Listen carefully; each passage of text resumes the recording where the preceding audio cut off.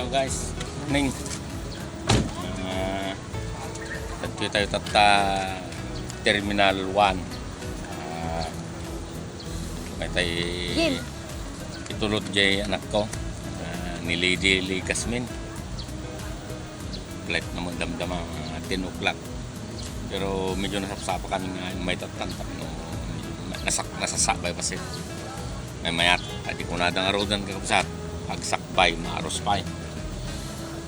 Kita nyo ako, dito di Ninoy Aquino International Airport. Tato, di kong kunadang lagosa na po, ti mapan iti ibang bansa. Ito, agsubli dito Pilipinas airport. Tayo na, tayo mo tiyayin ti itaan tayo mo. Sura na digin mo kasano mo ti kuala ta status na mo na ti parjor ta madamdama